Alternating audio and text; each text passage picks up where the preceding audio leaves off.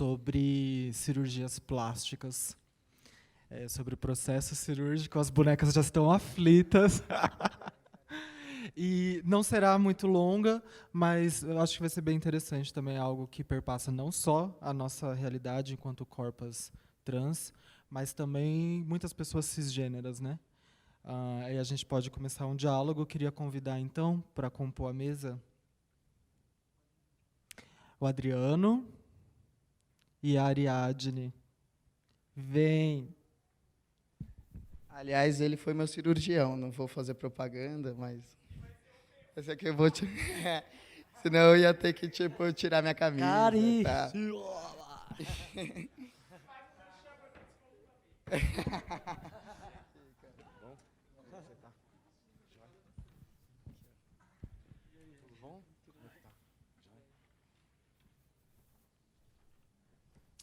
Que legal, eu estou sem a sua mini bio hoje, mas eu acho que ela deve estar aqui, mas vamos lá. A Ariadne é assessora de comunicação do UNAIDS, é isso? Como que chama? Oficial de país. Tá, bom dia, ou é boa tarde já? Bom dia ainda. Eu me chamo Ariadne Ribeiro, sou oficial de país, né, no UNAIDS, que é o Programa Conjunto das Nações Unidas sobre HIV/AIDS, mas também sou especialista em terapia sexual, em educação sexual, em independência química. Também sou mestre e doutoranda em psiquiatria e psicologia médica pela Unifesp. E sou pesquisadora e professora universitária. E sou mulher trans. Adriana, também muito obrigada pela tua presença aqui. Você quer se apresentar? Quer que eu te apresento? Eu posso Por falar. favor. Eu sou cirurgião plástico pela... Tá ouvindo? Tá saindo, né? Pela Escola Paulista de Medicina. Eu sou membro titular da Sociedade Brasileira de Cirurgia Plástica. Participo do Núcleo Trans Unifesp como cirurgião plástico também, como membro da disciplina de cirurgia plástica da Universidade Federal de São Paulo. Legal, gente. Eu estava aqui refletindo de como poderia iniciar essa discussão, né? Enfim, esses processos de modificação corporal, muitas vezes eles são muito importantes para a gente, né? Algo que às vezes não todas as pessoas trans, mas muitas pessoas trans também, não só pessoas trans, mas aqui como é um congresso de saúde de pessoas trans, a gente está falando enquanto pessoa trans, né, da nossa realidade. Então, assim, muitas vezes a gente não é algo que geralmente a gente quer fazer, né? Existem muitas formas de fazer processos de modificação corporal,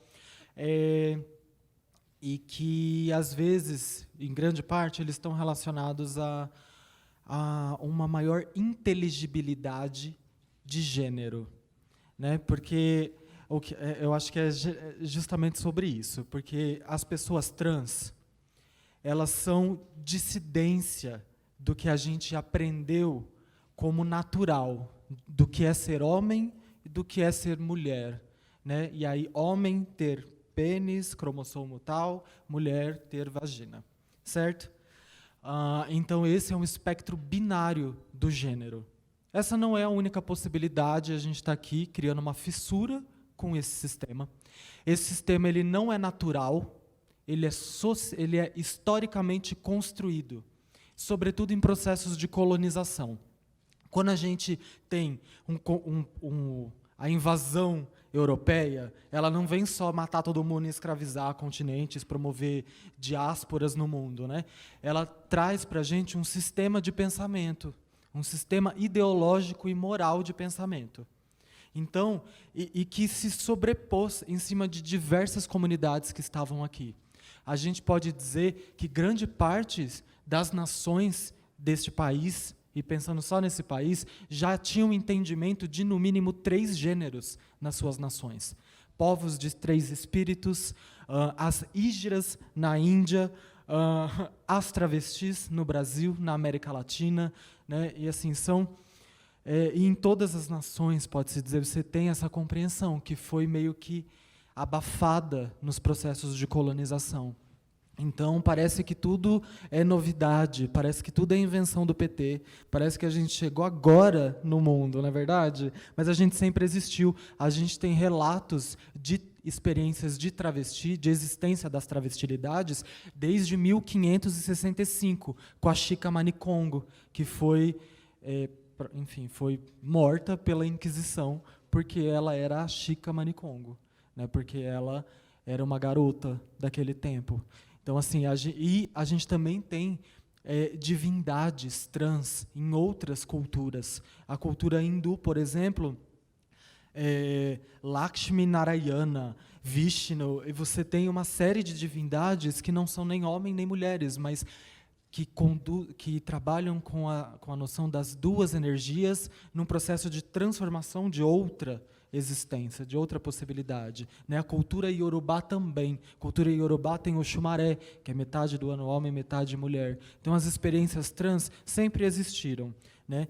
E a gente tem, eu já vou passar a palavra para vocês, a gente tem num processo de construção da biomedicina e da psiquiatria, né, a forma como esses poderes construíram as nossas identidades é de uma maneira muito patologizante, como se nós estivéssemos em corpos errados. Né? A gente está em corpo errado, então a gente tem disforia, a gente tem incongruência de gênero. E na verdade, como a gente conversou aqui ontem, a forma como eu enxergo a disforia é uma frustração em relação à expectativa que a cisgeneridade tem em relação à nossa existência. Não que eu estou no corpo errado, você acha que eu estou no corpo errado. Eu sou muito feliz sendo uma mulher de peito e pau. Bonita, entendeu? Não estou errada. E assim, e isso também não significa que se eu fizer processos de modificação no meu corpo, que eu compreenda que eu estou no corpo errado. Significa só que eu quero transformar o meu corpo. Não é?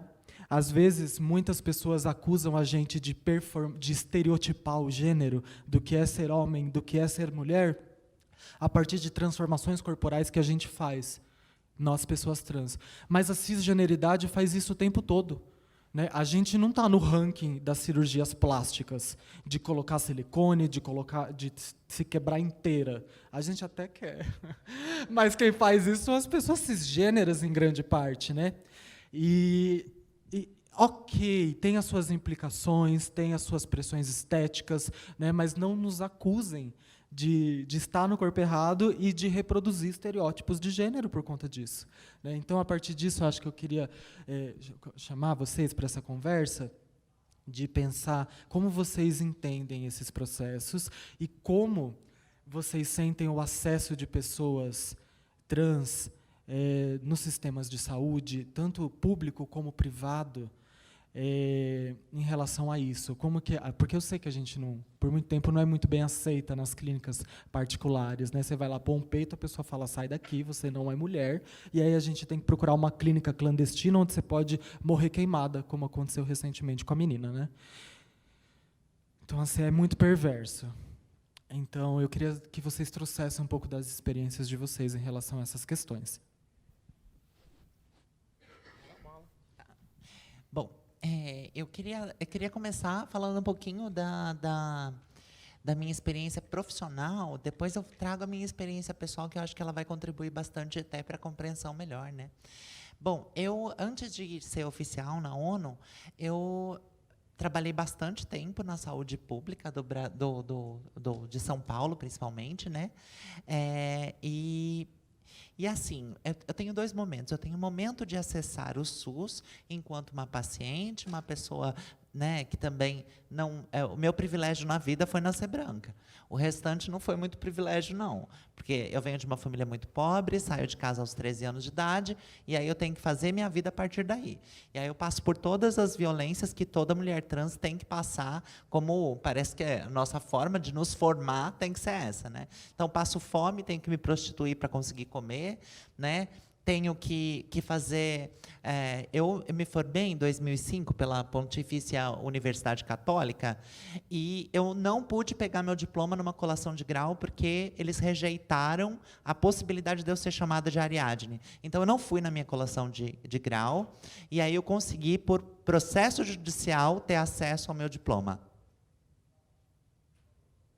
Porque eu não ia passar pelo constrangimento de ser chamada por um nome que eu não me identificava no meio de toda a faculdade.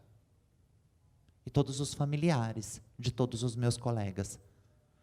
Então, esse foi o primeiro ato de resistência para eu estar na vida tentando ser eu. Só ser eu. Mas a educação foi transformadora na minha vida em vários aspectos, né? Eu fui uma das primeiras pessoas aqui no Brasil a realizar cirurgia pelo Hospital das Clínicas, em São Paulo. No meu caso, que eu acho que é muito importante também dizer, né?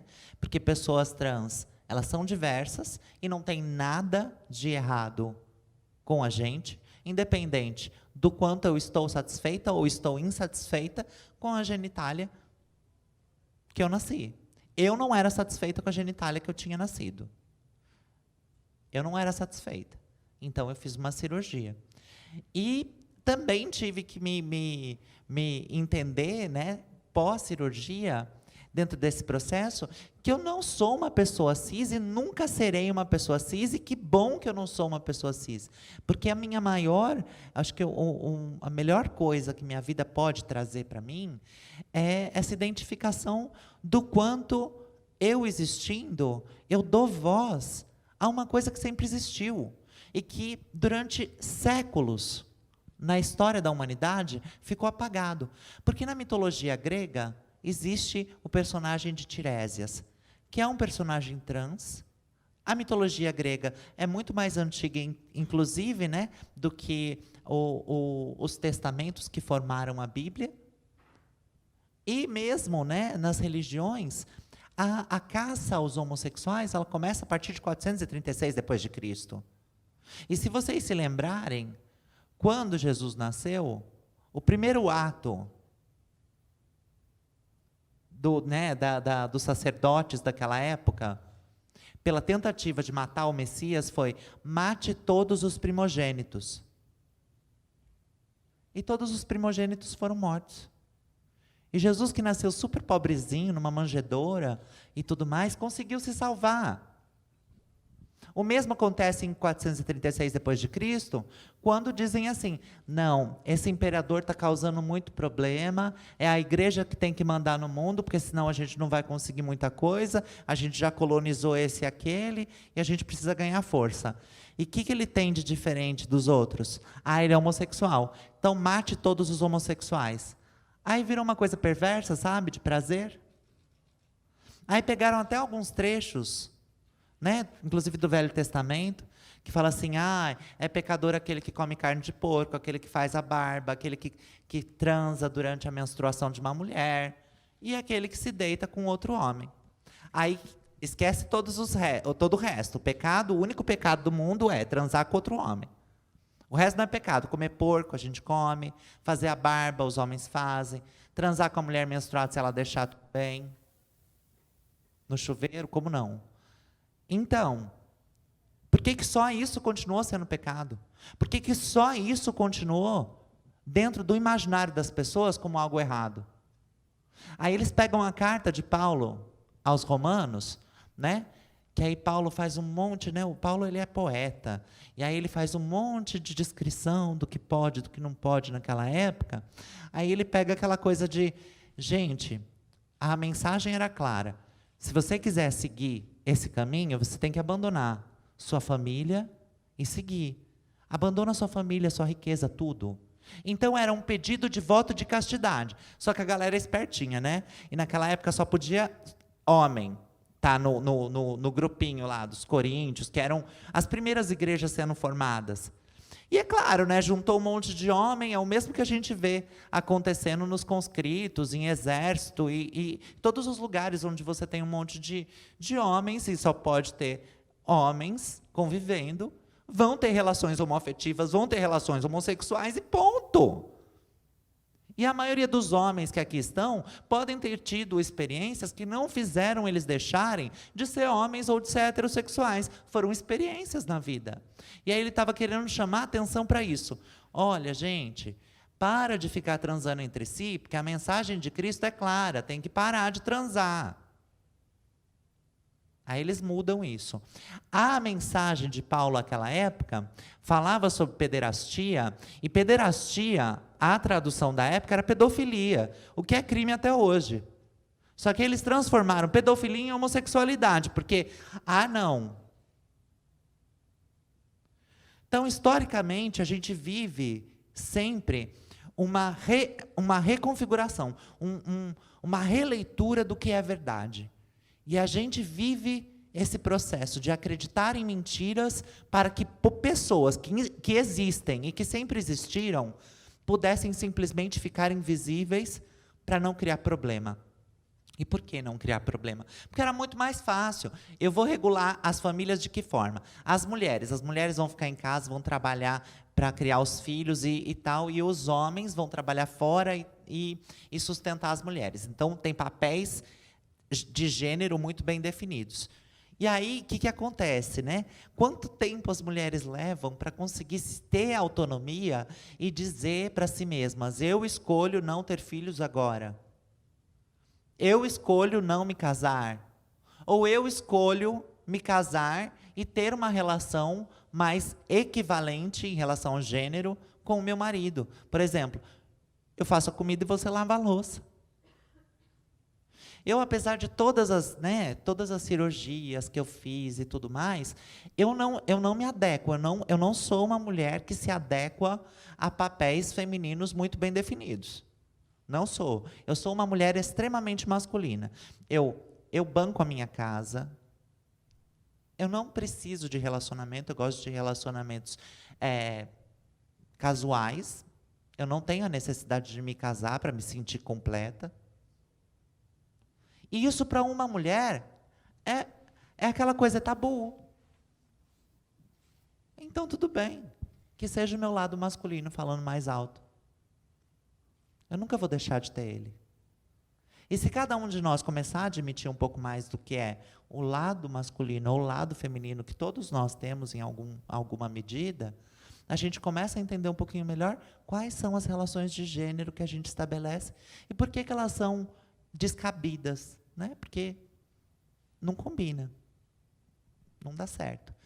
Então, acho que essa é uma fala mais introdutória e como, né, o Adriano, inclusive, foi meu colega de trabalho, a gente trabalhou junto no Núcleo Trans Unifesp, e assim, é muito bom ver que a gente tem espaços que, com muita luta, e às vezes voluntários, né, porque a maioria das pessoas, dos profissionais que trabalham hoje para fazer o atendimento de pessoas trans no SUS, trabalham de forma voluntária, o que eu acho um absurdo, porque o Estado deveria, depois de todas as regulamentações, também provocar uma oficialização e uma regulamentação desses ambulatórios que servem à população como qualquer outra, né? E um outro aspecto que eu acho também muito importante ressaltar é que hoje em dia a gente tem um tratamento que pode ser um pouco mais humanizado.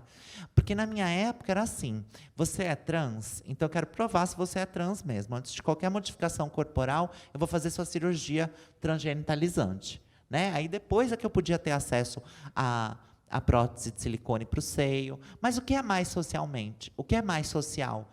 É a aparência externa. E o seio tem muito mais de aparência externa, porque eu só vou mostrar minha vagina para quem eu transar. Eu não vou sair por aí mostrando minha vagina para todo mundo, certo? E socialmente, a minha vagina não vai interferir nas minhas relações. Porque ninguém vai ter que conversar com a minha vagina. Agora, se, por exemplo, eu tiver barba, ou se eu tiver sem seios, as pessoas facilmente vão negligenciar o fato de eu estar me colocando como uma mulher. Então, vão desconfiar. Mas você é mulher? Então, até na estrutura, né, que a gente conseguiu o direito de ter acesso à saúde, ele também é deficitário por conta desses processos. Precisaria ser um pouquinho mais democrático. As pessoas precisavam acessar o direito que lhes fosse melhor naquele momento. Então, se eu quero fazer cirurgia só de prótese de silicone, tudo bem. Ela já serve para mim como forma de me fazer ter um bem-estar social nas minhas relações interpessoais, profissional, de família. E eu posso dizer isso também com a minha vida. A minha vida melhorou muito, porque eu passei 14 anos sem falar com a minha família, e eu voltei a falar com eles depois de feita a minha cirurgia, depois que eu já estava bem estabelecida num trabalho. Depois que eu, inclusive, me tornei arrimo de família, aí eu fui melhor aceita. Mas aí também acabou a mamata para eles, né? Porque eu não sou flor que se cheire. Então, eu acabei fazendo uma revolução na minha família. Então, na minha família era muito comum ter piadinha, né? E piadinha homofóbica, piadinha racista. Porque eu venho de uma família que eu vou te falar, que era difícil. Era muito comum ouvir uma piada racista na mesa do almoço. E aí, quando eu volto, tendo passado pela rua, tendo passado por várias coisas assim que tiraram meus direitos, e aí eu vejo minha família toda inocente, ninguém nunca passou por nada, ninguém nem sabe qual é a dor da fome. Aí eu falo assim, não, aqui vocês não vão falar dessa forma. Me respeita. Respeita a minha dor. Então, o meu papel depois na minha família foi também de educação. Foi de colocar para eles, isso não é legal fazer. Não é legal você tirar sarro da pessoa pelo jeito que ela fala, pelo jeito que ela anda, porque ela não sabe ser diferente. Isso é naturalmente ela. Ah, porque não é natural. Não é natural para você. Não é natural para você. E não é natural para você também estufar o peito e falar mais grosso, porque se você não faz isso constantemente, isso é um papel que você está performando. Então, é isso. Eu não sei se eu tive uma linha de raciocínio muito boa, mas eu queria mais trazer experiência pessoal para poder passar a parte técnica mesmo para o Adriano, que é ele que entende de cirurgia. Eu de bisturi, a minha única experiência com bisturi, que não é nem com bisturi, foi com uma tesoura de costura, foi que quando eu tinha 16 anos, tamanha era a minha disforia, e disforia é o desconforto que eu tenho relacionado àquilo que me identifica com o gênero que eu não quero me identificar, que eu me mutilei aos 16 anos. E a minha cirurgia foi mais uma reparação para que eu pudesse voltar a sentir prazer sexual, para que eu pudesse voltar a sentir bem-estar com o corpo com o qual eu tinha que viver pelo resto da vida. Então é isso. Eu acho que eu fiquei tão extasiado com a fala da Ariadne que eu nem lembro qual que era a pergunta. Bom, mas eu vou falar um pouquinho, acho que um pouco da minha trajetória, que talvez seja muito parecida com outros colegas. Eu, como um homem branco, cis, hétero, e que tive acesso à educação, que consegui chegar a uma universidade federal e fazer um curso de medicina, fazer um curso de cirurgia geral e depois curso de cirurgia plástica, que não é um lugar de acesso que não é um lugar de fácil acesso para pessoas que não têm educação, que não têm uma boa educação, que não têm, né, uma boa base. E até a minha história, como comecei a trabalhar com as pessoas trans, não é nada romântica. Muitas pessoas me perguntam como é que você começou a trabalhar. Porque quem entra nas minhas redes sociais, quem vê a clínica que eu fiz hoje, uma clínica inclusiva para as pessoas não só trans, da diversidade, mas para pessoas cis, para todo mundo. Como é que você chegou nesse trajeto?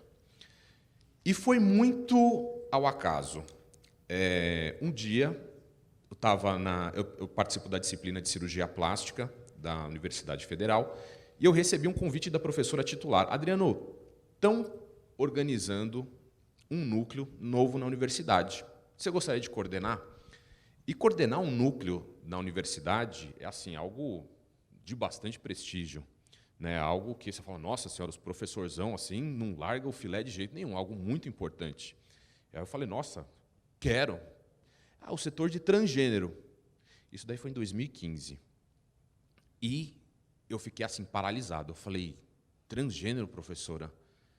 Mas eu nunca aprendi nada, a gente nunca teve nada na cirurgia plástica, né? A Universidade Federal de São Paulo é uma das maiores que a gente tem no Brasil e na América Latina.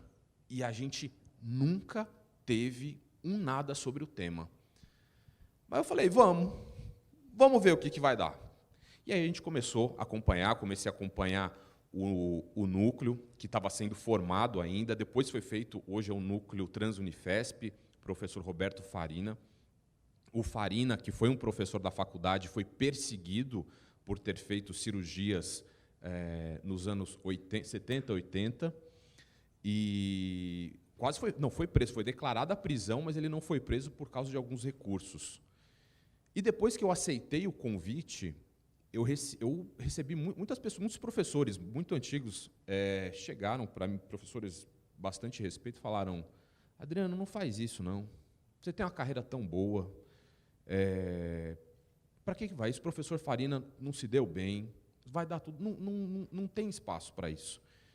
Então, eu recebi muitos estímulos negativos para iniciar. E quando eu iniciei, outros colegas falavam assim: pô, mas você vai atender as pessoas trans, elas vão chegar no seu consultório. E as outras pessoas? Né? Tive colegas que começaram a operar pessoas trans e pararam, falaram porque outros pacientes se sentiam incomodados. Ele falou: eu vou parar porque eu não quero esse tipo de pessoa no meu consultório. Ouvia isso. E até hoje a gente ouve isso, não é algo incomum. E aí, dentro daquele desafio, eu falei: cara, eu acho que eu preciso fazer algo que pode fazer uma pequena diferença. Só que eu tinha zero experiência, zero, não sabia por onde começar. E no Brasil também não tem onde especializar, não tem por onde ir. Aí eu tive a sorte, talvez eu acabei entendendo isso como um trajeto de vida, que eu trabalhava com câncer de mama, com mulheres com câncer, mulheres cis com câncer. E falei: vou tentar aproveitar um pouco dessa experiência para começar essas cirurgias. E aí o gancho que eu peguei foi quando eu comecei a participar de algumas reuniões no CRT, o Centro de Referência e Treinamento Santa Cruz, e conheci os meninos trans. E quando eu vi os meninos trans, eu falei: nossa senhora, eu não conhecia pessoas trans, era um mundo assim à parte para mim. Era totalmente assim, era uma invisibilidade. E eu olhei os meninos trans, eu falei: mas são homens que estão no meio de nós o tempo todo, e a gente não enxerga. E eu percebi que, percebi não, eles me contaram que qual que era a maior demanda deles. Era retirar as mamas. As mamas são um símbolo de feminilidade, construído isso na sociedade. É um símbolo de maternidade, é um símbolo de sexualidade. E isso trazia um enorme desconforto. Às vezes nem ter a mama, às vezes por eles esconderem as mamas com uma faixa elástica e sentir dor o dia inteiro. Às vezes colocar uma faixa elástica e não querer abraçar uma pessoa, porque na hora que a pessoa abraçar, vai sentir aquela faixa e a pessoa vai questionar: o que é isso? E tem pessoas trans que não gostam de se identificar, gostam de ter uma boa passabilidade. E ficar querendo se explicar. Às vezes, precisar colocar uma faixa, às vezes para ir na padaria, eu já tive relatos do paciente, precisar colocar um monte de roupa, a faixa, tudo para conseguir esconder, e às vezes precisar comprar um pão.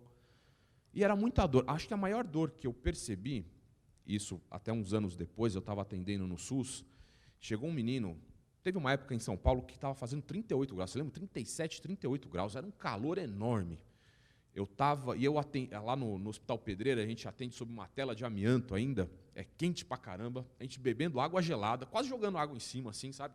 Estava de camiseta, não estava nem de camisa, não estava me aguentando, sufocado, e entrou um menino trans com uma blusa preta, de capuz. Depois, na hora de examinar, ele tirou essa blusa, tirou outra blusa, a camiseta e ainda uma faixa. Eu falei assim: nossa, a dor deve ser muito grande. A disforia, a disforia com as mamas é tão grande que faz essa pessoa passar esse sofrimento para conseguir se esconder. Eu falei: meu Deus, a gente consegue sentir a dor que eles sentem. E aí, nesse gancho, eu falei: não, acho que vai ser a mama que eu vou começar. E aí aproveitei, peguei a experiência que tinha aqui em mama e comecei indo, tal. E aí, muitas pessoas começaram a seguir. Acho que foi esse, hoje em dia, é o maior eixo que eu trabalho, que é com os meninos trans. Trabalho com as mulheres trans, mas acho que por causa dessa divulgação, acabou vindo bastante. Mas o que eu estou querendo falar, não fazendo propaganda.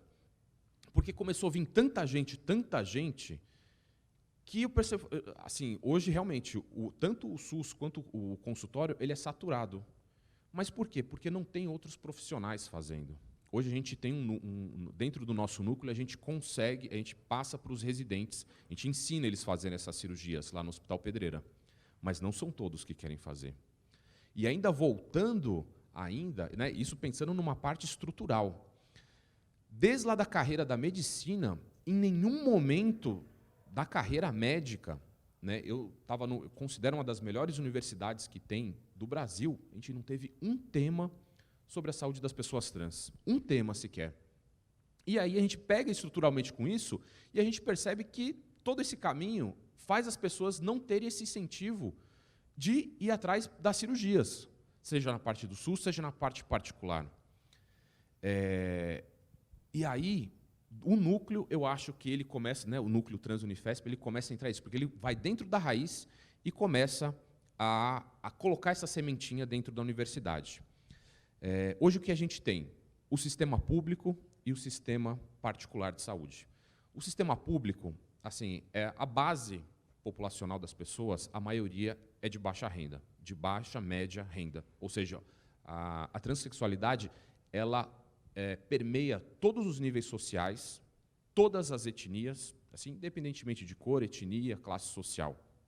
Então, obviamente, tem muito mais pessoas com menos recursos que não conseguem arcar um procedimento particular. E o sistema de saúde tem poucas pessoas. A gente conseguiu colocar alguns hospitais. Então, hoje temos o Hospital Diadema, temos o Hospital Pedreira, temos o Hospital Mário Covas atendendo as meninas, temos o HC, que atua de uma forma independente, mas ainda é totalmente insuficiente para atender toda a demanda. Eu opero um caso por semana.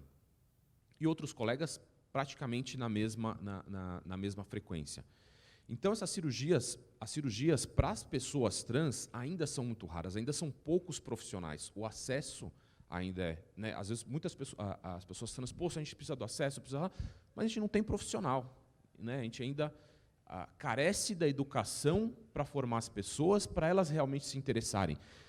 E aí, né, a minha esperança não é nas pessoas cis, são nas pessoas trans, né? Hoje eu tenho 2 alunos de medicina que vieram fazer cirurgia comigo e já vieram assistir às cirurgias comigo. A minha esperança é que eles venham e continuem dentro, né, da carreira de cirurgia e de cirurgia plástica, porque acho que não só eles vão aumentar, mas como dar acesso, e eles vão ter muito mais voz para falar, né, do que uma pessoa cis, hétero, branca, tal, que estou aprendendo com vocês, que nem né, as palavras da Ariadne, quando ela fala, eu fico paralisado.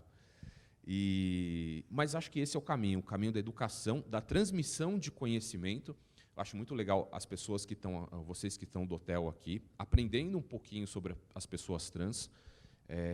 Eu ainda estou nesse caminho, toda vez que eu venho aqui eu aprendo, mas desde 2015 eu era invisível.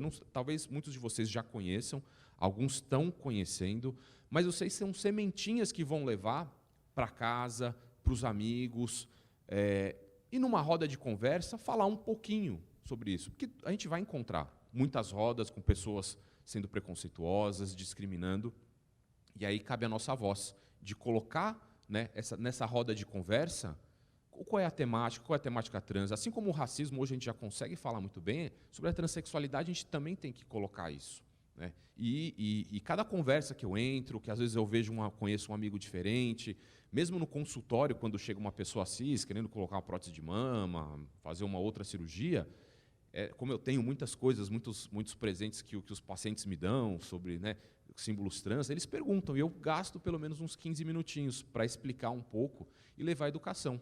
Porque você levando a informação, né, o que é o preconceito? É a falta de informação. Sem a informação, ou você tem medo ou você tem ódio. Se você leva o conhecimento, você quebra isso. E a pessoa, né, fica mais aberta a esse conhecimento. Vamos perguntar, né, eu vou que nem a Ariadne, não vou perdendo o foco. Mas se vocês quiserem perguntar algo sobre a cirurgia, tirar dúvidas, pode fazer. Eu não queria nem almoçar, queria correr para a clínica. Se alguém também tiver alguma pergunta, alguma coisa queira falar. Olha essa garota. Espera aí, vou levar o microfone para ti. Ai, todo mundo olhou para mim, que horror. Fiquei disfórica. Assim, não, só para perguntar, como que acontece, assim, quando chega um paciente, por exemplo, principalmente, eu digo enquanto uma travesti, mulher trans, que chega na clínica e, tipo assim... Porque, às vezes, assim, a minha paranoia, às vezes, é, sei lá, colocar 2 litros de cada lado e entoche. Vai caber, moço. Porque a gente, é isso que acontece na cabeça da gente, né? Mas aí eu entendo que vamos sentar e conversar com essa pessoa e explicar como que funciona isso. E como lidar com esse corpo, com esse processo todo, que muitas vezes é um corpo que passa por várias marginalizações, várias agressões, e quer um procedimento bruto no seu corpo, ou já veio de procedimentos clandestinos também. Como que é esse acolhimento, como que é esse atendimento com esse corpo, como lidar com essa pessoa, sabe? E também homens trans também, porque passam por mutilações com a parte das mamas, muito tempo com fitas, coisas para esconder, muitos processos, muitas coisas agressivas com o seu próprio corpo. Então, como que lida com isso? Para saber quando eu chegar lá, o que eu vou escutar. Então, bom, a cirurgia plástica ela é uma especialidade médica como qualquer outra. Dentro das especialidades cirúrgicas, toda cirurgia medicina ela tem um limite. Tanto a cirurgia quanto o corpo das pessoas. Então, dentro da cirurgia plástica, o que a gente tenta alinhar, não só com pessoas trans, é expectativa e o que a gente consegue oferecer. Então, nesse eixo que você colocou, eu quero colocar 2 litros, né, num implante mamário. A gente consegue medir quanto a pele da pessoa vai conseguir distender, quanto a gente vai conseguir colocar. Né? Por exemplo, uma prótese a gente pode colocar em cima do músculo, a gente pode colocar atrás do músculo, tem suas vantagens, tem suas desvantagens, mas tudo tem um limite. Não dá para, por exemplo, num corpo que não foi hormonizado, que não tem pele, colocar uma prótese de 1 litro. É impossível. E a gente sabe que em algumas clínicas clandestinas acabam acontecendo, às vezes, né, são muito comuns as bombadeiras, colocar silicone industrial. Né? E tudo isso são processos que podem atrapalhar um pouco o processo cirúrgico. Porque o silicone industrial ele provoca uma reação inflamatória dentro do corpo que quando o corpo é agredido novamente, ele pode piorar esse processo e, às vezes, causar extrusão do produto, migração do produto. Então, dentro desse processo, a linha dentro da clínica, tanto do consultório quanto no SUS, é alinhamento de expectativa.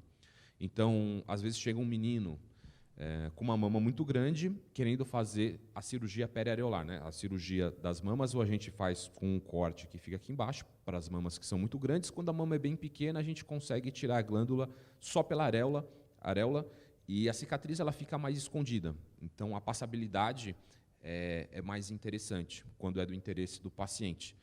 Mas é a realidade, às vezes a mama é muito grande, o paciente quer muito porque quer. Tem uns 2 pacientes que a gente está assim, tentando passar para ele que não vai ficar bom. Vai ficar como se fosse uma bexiga murcha. E aí a disforia vai ser maior do que antes da própria cirurgia. Então, o alinhamento, né, eu acho que a experiência clínica e os trabalhos vão trazendo para a gente um pouco mais de luz. Quando eu comecei a fazer cirurgia dos meninos trans, as técnicas são basicamente 4. Hoje eu trabalho com 2. Porque eu percebi que 2 delas dava para fazer, mas sempre dava problema. Então, tinha que fazer uns 4, 5 retoques até ficar bom. Eu falei, não vou ficar fazendo isso, submetendo uma pessoa a vários procedimentos. É muito chato. Então, hoje eu coloco basicamente em 2 técnicas que eu sei que vai dar certo. E eu sei para que lado eu vou. Mas isso custou tempo, custou cirurgias, foram tentativas, tal, até o momento que a gente conseguiu chegar. Respondeu?